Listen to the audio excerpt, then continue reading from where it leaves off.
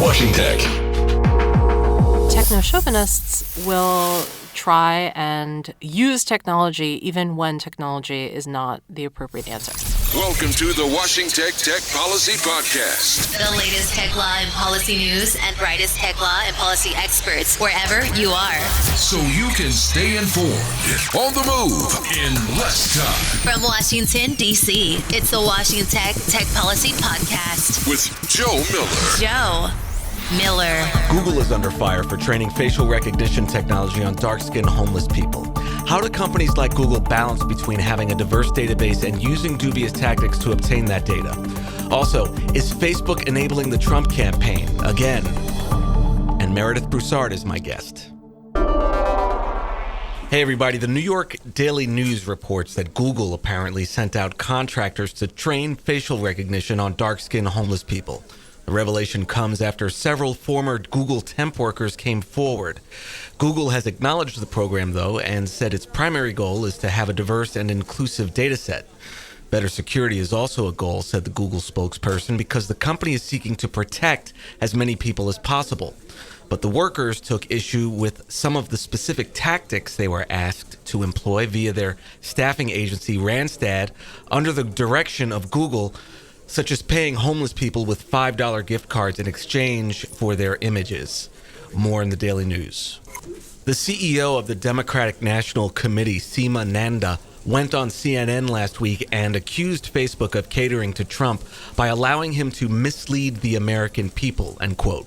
The previous week, Facebook refused to remove posts and ads from politicians, even if they violate Facebook's community rules. Also, Scott Lucas at BuzzFeed wrote a piece on Facebook's growing popularity among older and more conservative voters, and whether Facebook may in fact be Trump's secret weapon against Democrats in the 2020 election. In a letter to Twitter CEO Jack Dorsey, Senator Kamala Harris, who is running for president, called on Twitter to suspend Trump's Twitter account, citing the president's attempts to, quote, target, harass, and attempt to out the first Ukraine whistleblower, end quote. She also referred to the president's tweet stating that there would be a civil war-like fracture if he's impeached, saying it was an incitement to violence. The president also referred to the impeachment investigation as a coup, to which Harris retweeted with a comment saying, "Hey Jack, time to do something about this." But Senator Elizabeth Warren and Representative Tulsi Gabbard, both of whom are also running for president, disagreed that Twitter should suspend the president's Twitter account. The two lawmakers said that, quote, "we can't just cancel or shut down or silence those who we disagree with or who hold different views or who say things even that we strongly disagree with or abhor."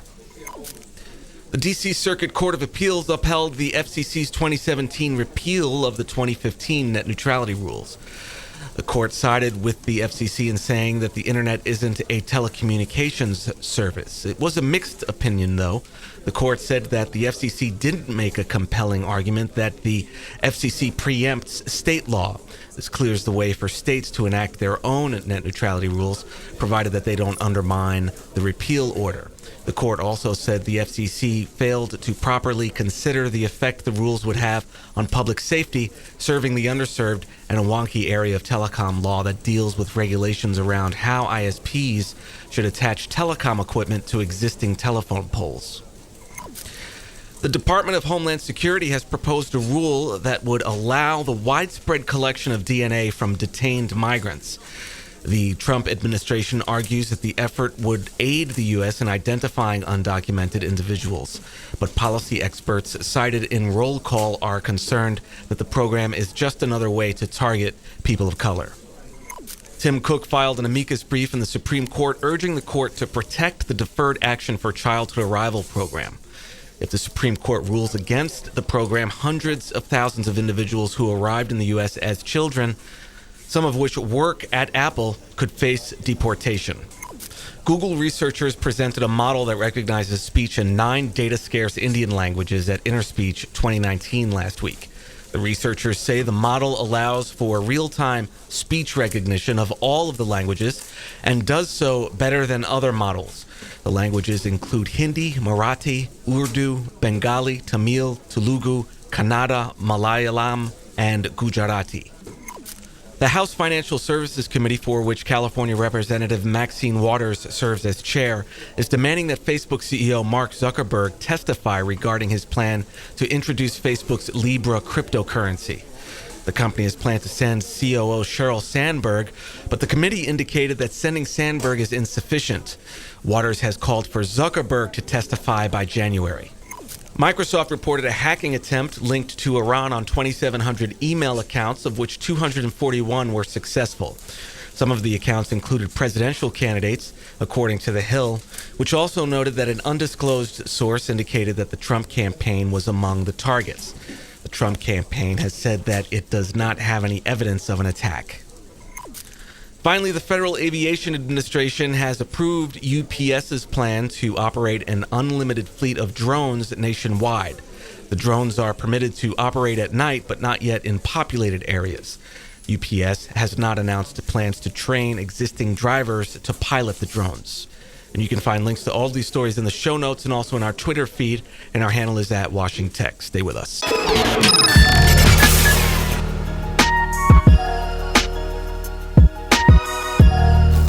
The inclusive voice of tech policy, Washington Tech. We see you. My guest today is data journalist Meredith Broussard. Dr. Broussard is an associate professor at the Arthur L. Carter Journalism Institute of New York University and the author of Artificial Unintelligence: How Computers Misunderstand the World.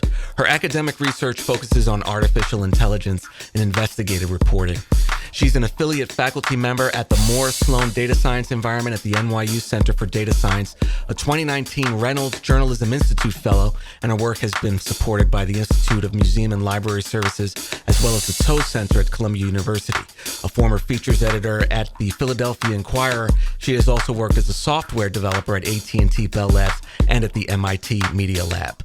Please welcome Meredith Broussard. Meredith, thanks for joining me. It's great to be here. Thanks for having me. So you wrote a book recently entitled Artificial Unintelligence: How Computers Misunderstand the World. And in it, you approach the issue of AI bias from the vantage point of having been a computer scientist, but becoming more disillusioned, I guess is the best word, with the potential for technology. You write that the optimism surrounding technology seems sort of overwrought. What made you change your mind from optimism to skepticism? Well, I started my career as a computer scientist and I quit to become a journalist. And the primary reason that I quit was that I couldn't hack the sexism in the computer science industry. So I went over to journalism, where it's not like there isn't sexism, but it's less rampant. Journalism is a better industry in which to be a woman. And so when you are treated really badly by an industry, you sort of start looking for, you just stop believing the hype. And there's a lot of hype in tech. There are a lot of promises about artificial intelligence, and those promises rarely, if ever, come true. And you can kind of only hear the promises so many times before you start losing faith. What's the difference, in your view, between how the public views technology and how computer scientists view it? I think that there's a really big gap between what the public thinks technology can do and what computer scientists know that technology can do. So one of the things I read about in the book is an idea that I call Techno Chauvinism. And this is a kind of bias that says that technology is superior to, say, human decision-making or human processes. And techno-chauvinists will try and use technology even when technology is not the appropriate answer.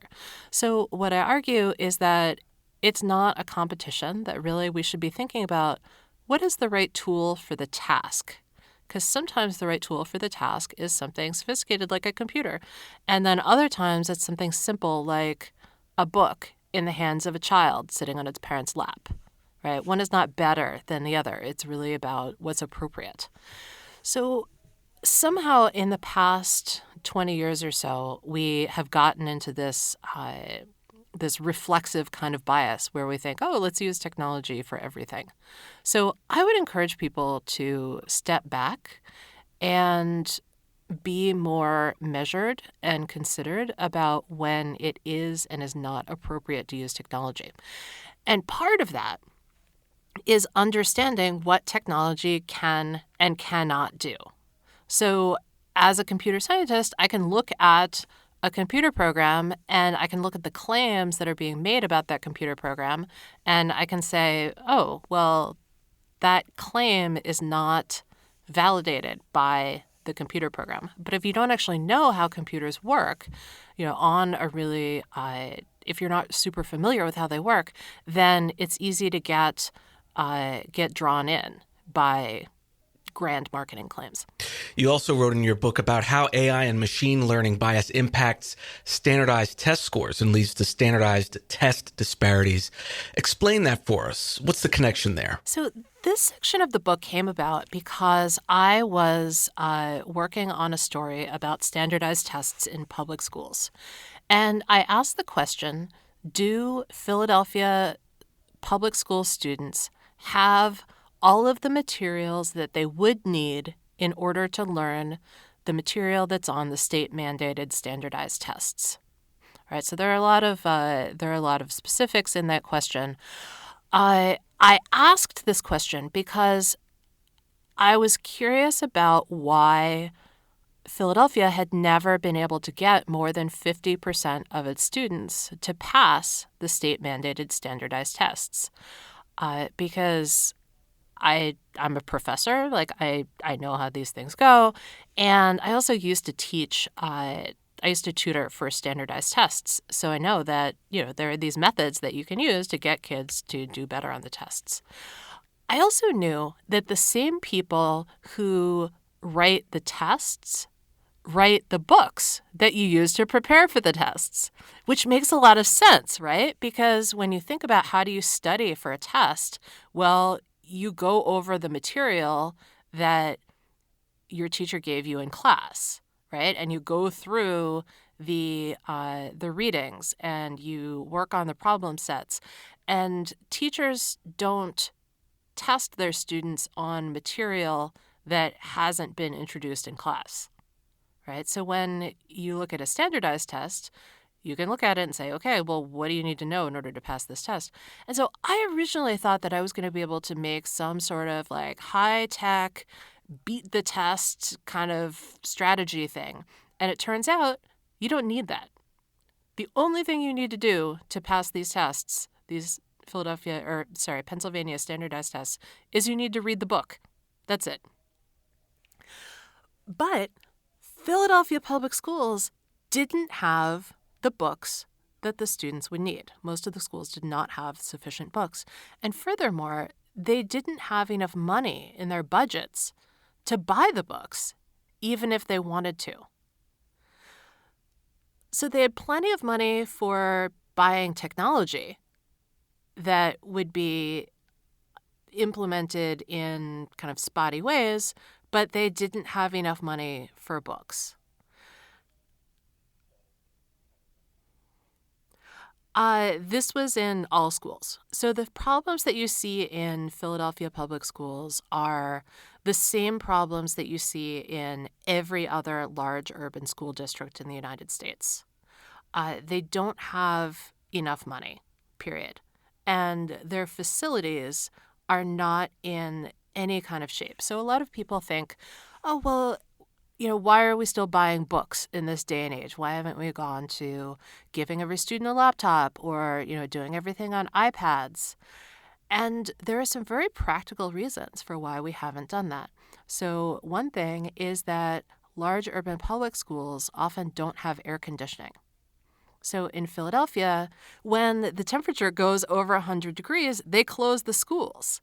And the schools are really, really hot, and you can't use computers in really hot environments because they don't work. Right? So if you've ever tried to use your laptop on a sunny day in the summertime, well, your laptop will overheat very quickly. So you'd need to put in air conditioning in the schools in order to use the computers. Well, in order to put in air conditioning, you need to redo the electrical grid. And you also need to redo the electrical grid in order to plug in 30 laptops simultaneously, because that also draws a lot of power. And the schools don't have the money in the budget to put in the air conditioning or redo the electrical, right? It all comes back to money. How does Techno Chauvinism cause us to overlook algorithmic biases? What are some examples? Well, one example that I'm really concerned about is self-driving cars. So techno-chauvinists make a lot of claims about self-driving cars and what it's going to be like in the future when cars drive themselves. And the reality of self-driving cars is very, very different from what the marketers would have you believe. So one thing that is a clue to this is that until this past year, you only saw positive media coverage of self-driving cars, and you only saw positive mentions, and you only saw like the same 2 or 3 things that people would say about the future of self-driving cars. Now, when you have so many people saying exactly the same thing, that's usually an indicator that there is a marketing campaign at work, that it's not necessarily the truth, that it's being managed somehow. So one of the things that I do in the book is I go for a ride in a self-driving car, and I kind of show what is the man behind the curtain. Like, what is it really doing? What kind of data are these sensors taking in? And what is the potential for loss of human life? And so I'm not at all optimistic about self-driving cars. I think there are definitely some advances that have been made in automotive technology in the past couple of years, but I don't think that we're eventually going to have a future where cars drive themselves. So what are 2 or 3 questions that policymakers should be asking themselves as they develop legislation, and how would you advise them about the things they should be doing to answer those questions? So I would advise policymakers to do a deep dive into how technology actually works.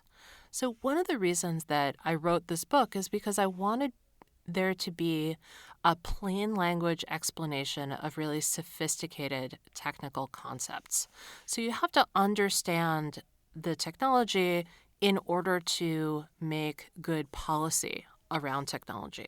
So for a very long time, the people who make technology have been getting away with all kinds of stuff because they've been able to say, oh, well, it's technology you wouldn't understand. And policymakers have said, oh, yeah, you're right. I wouldn't understand. It's technology. It's too complicated. And it is complicated. Like, it does take some effort, but the effort is worth it. And it is crucial to understand how these things work, and also what is the potential impact on our democracy. Well, Meredith, thanks so much for joining me. Your book is serious but very funny in some parts, and I laughed a lot. Laughed with you, of course, so thank you for that. Oh, thank you. Now let's turn to your icebreaker, your best career advice you've ever received, and hear about what you're reading, watching, and listening to these days.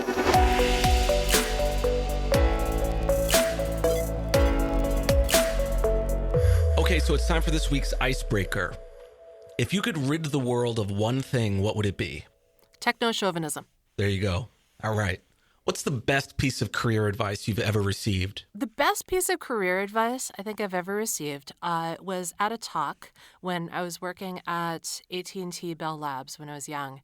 And the person got up there and said, okay, I want you to write down what you imagine your life to be like 5 years from now. And so we all wrote it down. And then they said, use what you just wrote down as a guideline for making that happen, for making your life, for making concrete steps to make your life the way you imagine it to be. So did you implement those? Yeah. So I wrote down what I wanted my life to be like. And then I thought, oh, yeah, I could do those things. And then I did them. And it was fun. Nice. So what are you reading and watching and listening to these days? Reading, I can recommend Sophia Noble's book, Algorithms of Oppression, and also Ruha Benjamin's book, Race After Technology, Abolitionist Tools for the New Jim Code. Sophia was actually on the show. Oh, fantastic. She's great. Yeah, she is. Well, thanks again, Meredith, for joining me. Do you have any final ideas you'd like to leave with us before we close? And where can we find you online? You can find me online at meredithbroussard.com, and you can check out the book, Artificial Unintelligence, How Computers Misunderstand the World, anywhere that books are sold. And you've been listening to Meredith Broussard, NYU professor and author of Artificial Unintelligence, How Computers Misunderstand the World. Meredith, thanks for joining me. Thank you. That concludes episode 204 of the podcast. Thanks so much to all of you for listening. If you like what we do here, we'd love to hear from you. Please take a moment, head over to Apple Podcasts, give it a review. It helps others know what they can expect from the show and really helps us out. We also have a weekly newsletter that you can join. And joining it gives you access to exclusive announcements, events, and our insider network. More details about that once you subscribe. And you can find that on our website at techpolicypodcast.org. Thanks for listening, and I'll see you back here next week. Take care.